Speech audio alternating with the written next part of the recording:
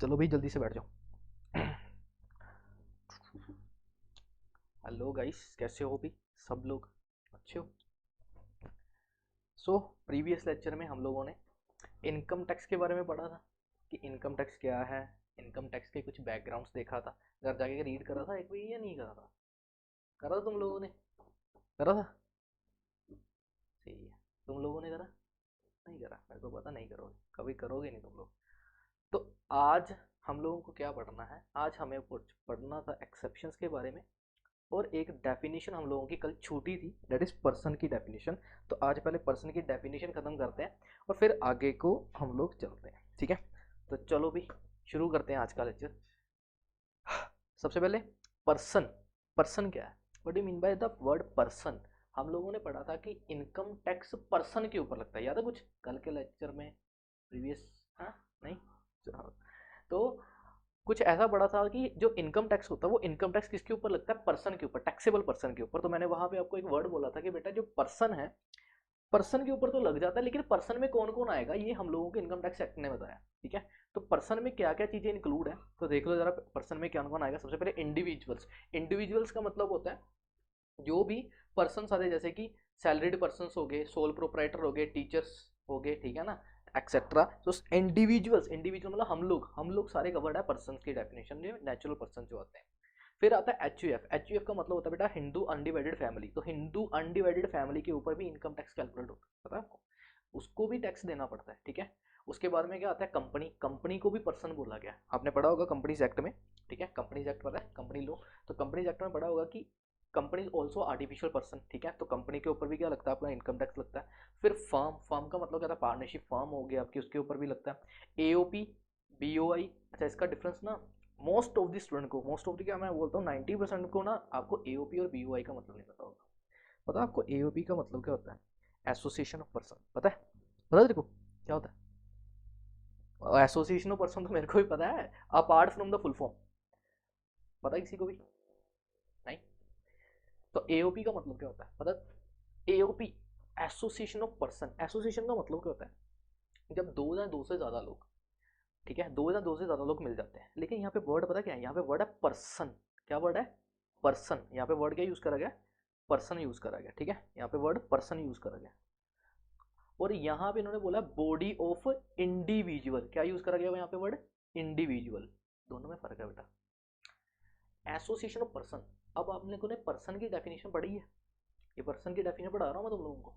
Person में कौन कौन आ रहा है? इंडिविजुअल भी आ रहे हैं सर, एच यू एफ भी आ रही है, कंपनी भी आ रही है, फर्म भी आ रही है, ठीक है, एओपी भी आ रही है, बीओआई भी आ रही है। तो पर्सन में तो सारे इंक्लूड है। अगर मैंने एक फर्म को उठाया, एक मैंने कंपनी को उठाया, और इन दोनों को मैंने जोड़ दिया, that is association of person. क्या बोला मैंने? एक फर्म को उठाया, एक मैंने कंपनी को उठाया, और एक लगा लो एच को उठाया, ये तीनों को उठा दिया, that is association of person. इन तीनों को इकट्ठे में क्या बोलेंगे? Association of person. लेकिन क्या ये तीनों इंडिविजुअल है? नहीं। अगर मैं, ठीक है, यहाँ पे दो लोग बैठे हैं, ठीक है, वहां पे दो लोग बैठे, चार लोग, और दो लोग मैंने आप लोगों से उठा लिए।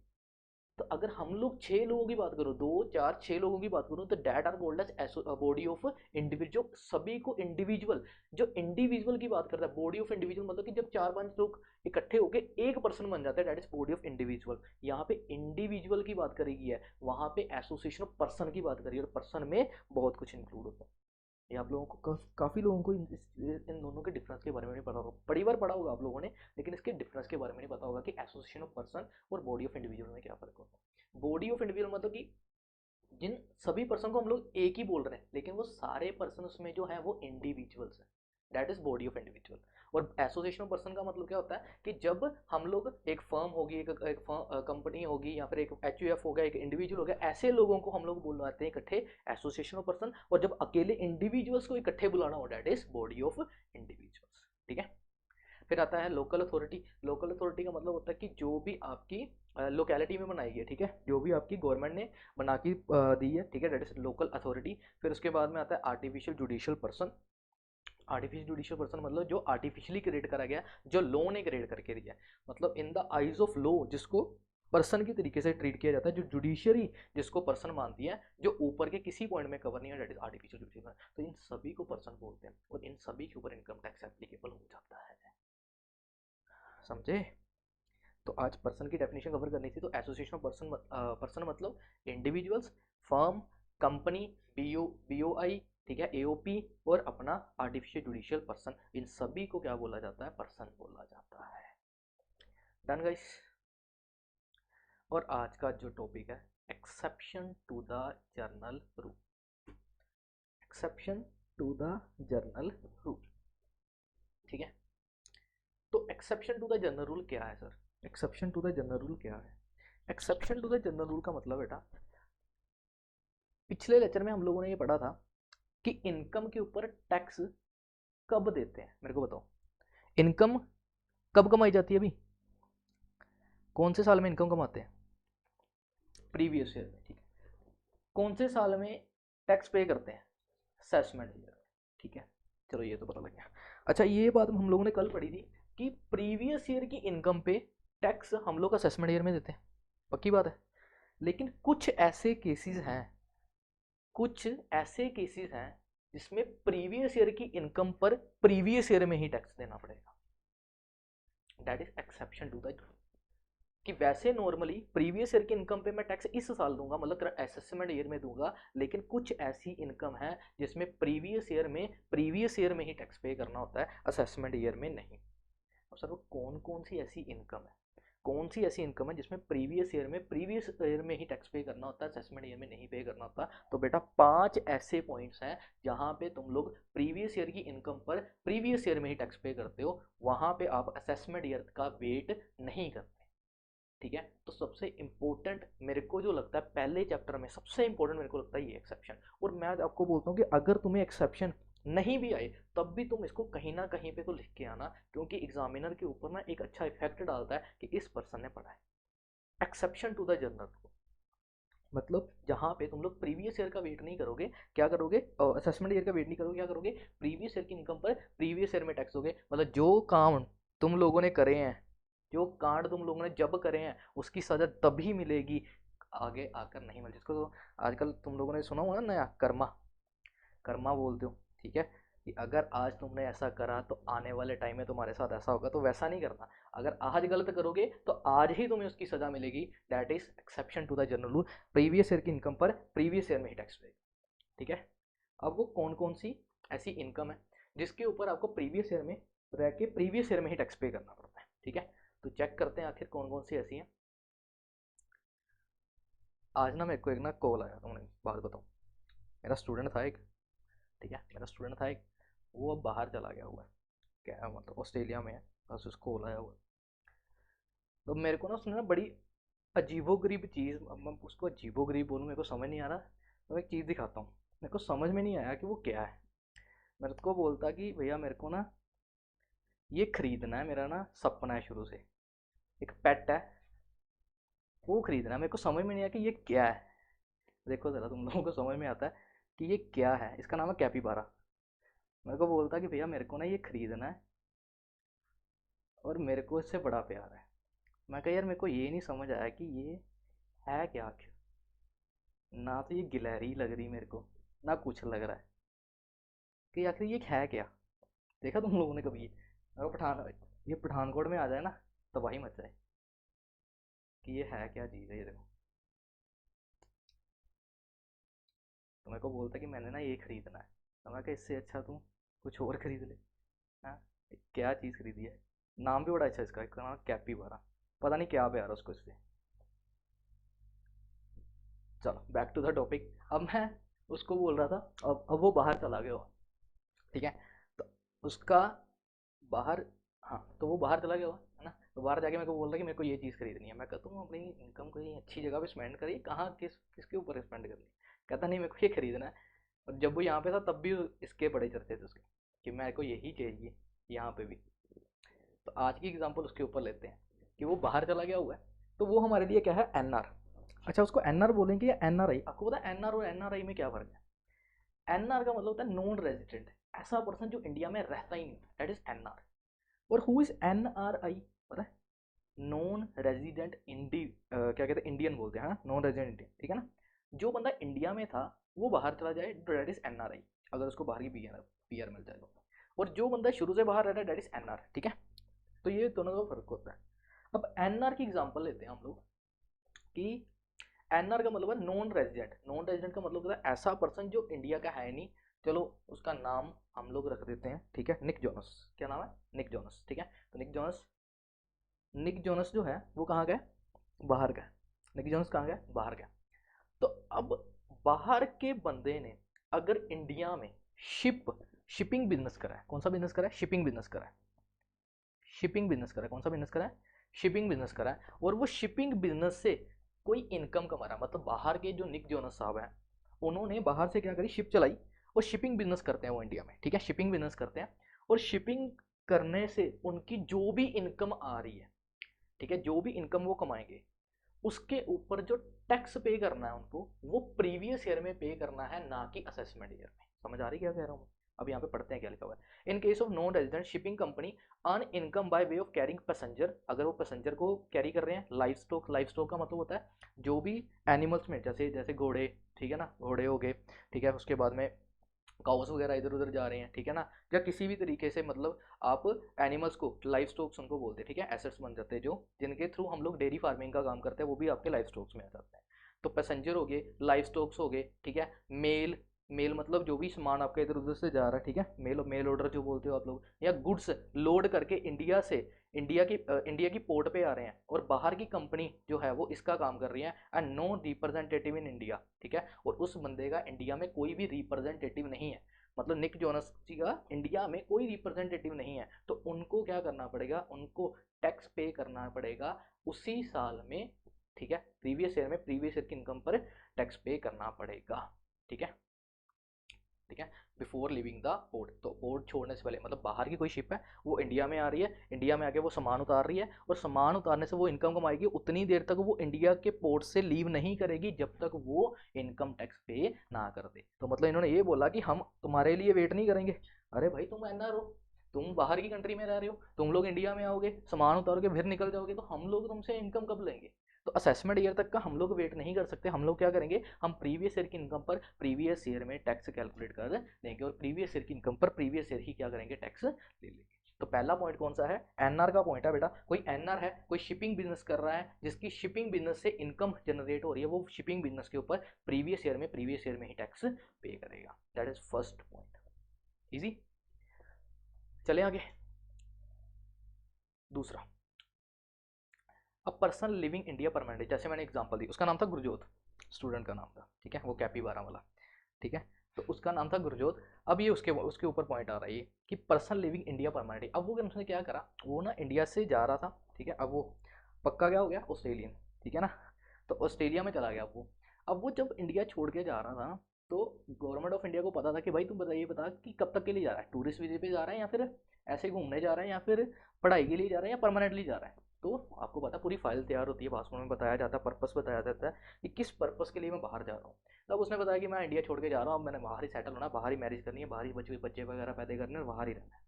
तो उसका तो पूरा प्लान है कि वो उसने वो बाहर ही रहना है। लेकिन अब जो पर्सन इंडिया छोड़ के जा रहा है, परमानेंटली क्या कर जा रहा है, इंडिया छोड़ के जा रहा है, तो जब वो परमानेंटली इंडिया छोड़ के जाएगा, तो क्या मैं उसके लिए असेसमेंट ईयर तक का वेट करूंगा कि अगले साल वो मेरे को टैक्स पे करने के लिए फिर इंडिया में आएगा? नहीं ना, तो ये तो बेवकूफ़ी हो जाएगी।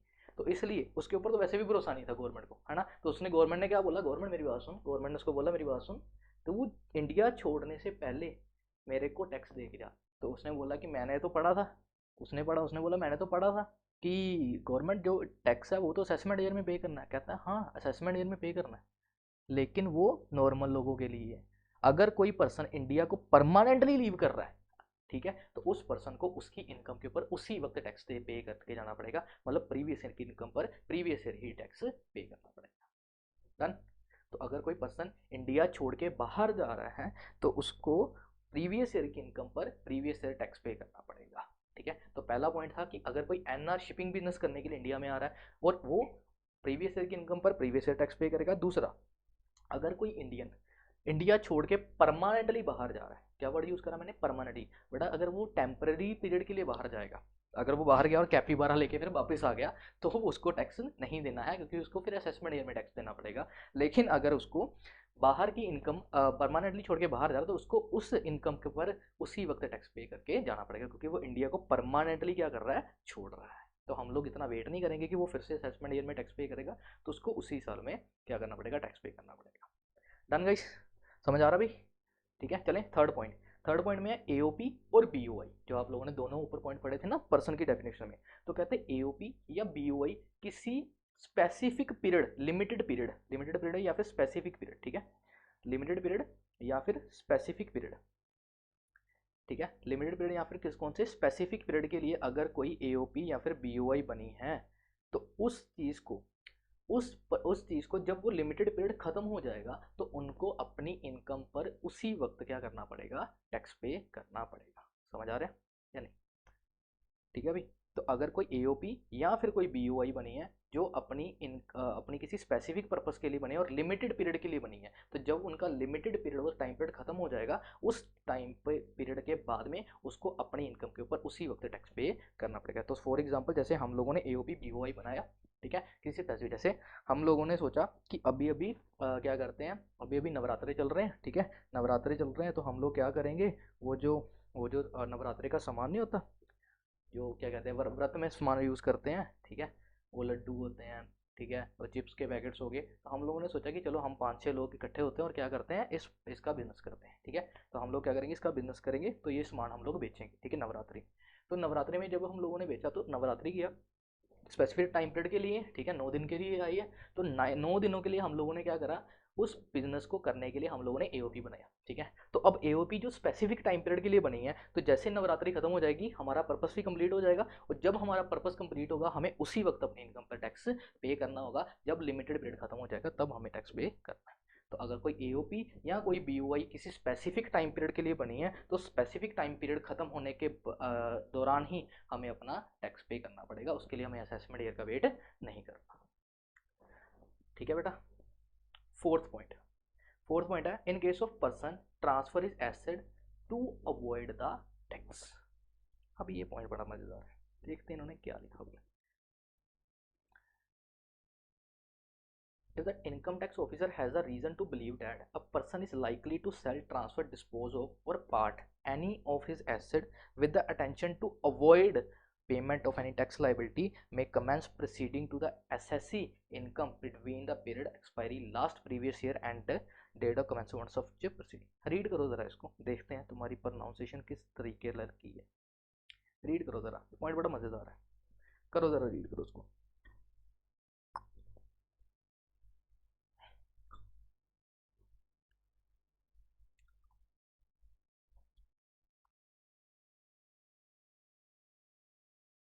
लगा कुछ पता?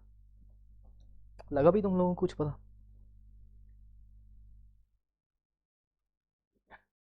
अब इन्होंने बोला कि अगर किसी पर्सन ने अपनी कोई एसेट ट्रांसफ़र करी है, एसेट का मतलब होता है कोई भी प्रॉपर्टी, अपनी कोई प्रॉपर्टी ट्रांसफ़र करी है, और उस प्रॉपर्टी को ट्रांसफ़र करने के पीछे उसकी उसकी इंटेंशन ऐसी है कि वो टैक्स बचाना चाहता है। क्या बचाना चाहता है? टैक्स बचाना चाहता है। कि उसने अपनी प्रॉपर्टी ट्रांसफ़र तो करी है, लेकिन उस प्रॉपर्टी को ट्रांसफ़र करने के पीछे उसकी मेन इंटेंशन यही है कि वो अपने टैक्स को बचा दे, अपने टैक्स को अवॉइड करवा दे। ठीक है, तो ऐसी इनकम को, ऐसी ट्रांसफ़र से हुई हुई इनकम को हम लोग उसी वक्त क्या कर देंगे, अपना उसी वक्त क्या कर देंगे, टैक्स लगा देंगे। उसके लिए हम लोग अपने असेसमेंट ईयर का वेट नहीं करें। अगर आपने कोई अपना एसेट ट्रांसफ़र कर दिया और उस ट्रांसफ़र के बीच में आपकी इंटेंशन ऐसी है, आप लोगों ने ये सोच के ट्रांसफ़र करा है कि इसके ऊपर आने वाली इनकम के ऊपर मैं टैक्स अवॉइड कर दूं, मैं अपना टैक्स ना दूं, तो ऐसे ट्रांसफ़र के ऊपर, ऐसी ट्रांसफ़र से होने वाली इनकम के ऊपर टैक्स प्रीवियस ईयर में ही लिया जाएगा। ठीक है, तो अगर कोई पर्सन अपने ट्रांसफ़र कर रहा है कोई भी एसेट अवॉइड करने के लिए टैक्स, तो उस बंदे की इनकम कर ऊपर टैक्स उसी वक्त कलेक्ट किया जाएगा। And the last point is in case of discontinued of business, अगर आपने अपना बिजनेस ही बंद कर दिया, आपने पढ़ा था पार्टनरशिप फर्म, कंपनी हो, इनके ऊपर भी क्या लगता है, टैक्स लगता है। अब मैं कोई बिजनेस कर रहा था, अब मेरा बिजनेस कर रहा था और मैंने बिजनेस पूरा का पूरा बंद कर दिया, बेच दिया, सारा कुछ एसेट बेचे, सब कुछ खत्म खत्म करके अपने बिजनेस को लगा दिया ताला। अब क्या वो बिजनेस आगे कंटिन्यू होने वाला है? नहीं। जब वो बिजनेस ही खत्म हो गया, तो उस बिजनेस की जितनी इनकम थी, जितना भी उसका टैक्स बनता था, उसका टैक्स उसी वक्त पे करना पड़ेगा, उसके लिए असेसमेंट ईयर का वेट नहीं करना। ठीक है, और एक लास्ट पॉइंट है, यहाँ पे नहीं लिखा हुआ, मैं लिख देता हूँ अभी। सिक्स पॉइंट है वो है आपका एफ यानी इनकम डिटरमिन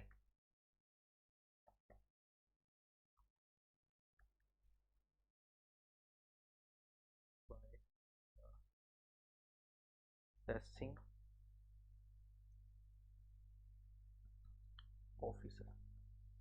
किसी असेसिंग ऑफिसर ने आपकी इनकम को डिटरमिन करा है और उस इनकम का कोई भी सोर्स पता नहीं लग रहा है, no source found, no source is found, कोई उसका सोर्स पता नहीं लगा है, मतलब आपकी आपकी इनकम पकड़ी गई है, गवर्नमेंट ने आपको थप्पा कर दिया घर पे आके, ठीक है ना, तो गवर्नमेंट ने आपको थप्पा कर दिया, उसने गवर्नमेंट आई, गवर्नमेंट आपके घर पे आती है, ठीक है, घर पे आती है और उसने रेड मारी आपके घर पे, ठीक है, और उसके बाद में दे अपना क्या कहते हैं, अभी इधर की दीवारों को देखा तो इधर से पैसे निकल रहे हैं, ऊपर से देखा तो ऊपर से पैसे निकल रहे हैं, ठीक है ना, फिर आपके जो सोफ़ा है, सोफ़ा को फाड़ा तो उसमें से नीचे से पैसे निकल रहे हैं, ठीक है ना, पता नहीं कहाँ कहाँ से पैसे निकल रहे हैं, तो ऐसी इनकम जो आपकी पकड़ी गई है, ऐसी इनकम जो आपकी गवर्नमेंट ने पकड़ ली है और उस इनकम का कोई सोर्स पता नहीं है, वो आपसे पूछे कहाँ से कमाया पैसा, आप चुप हो, कहाँ से कमाया पैसा, आप चुप हो, तो उस इनकम के ऊपर आपको उसी वक्त टैक्स देना पड़ेगा। वैसे तो गवर्नमेंट जब्त कर देगी सारी की सारी इनकम और टैक्स लेगी आपसे, लेकिन ऐसी इनकम जिसका कोई सोर्स पता नहीं है या डिटरमिन कर लिया, तो उसके लिए आप असेसमेंट ईयर का वेट नहीं करते हो, ब्लैक मनी जिसको बोलते हो, उसके ऊपर आपको उसी वक्त टैक्स देना पड़ता है जब वो पकड़ी जाएगी।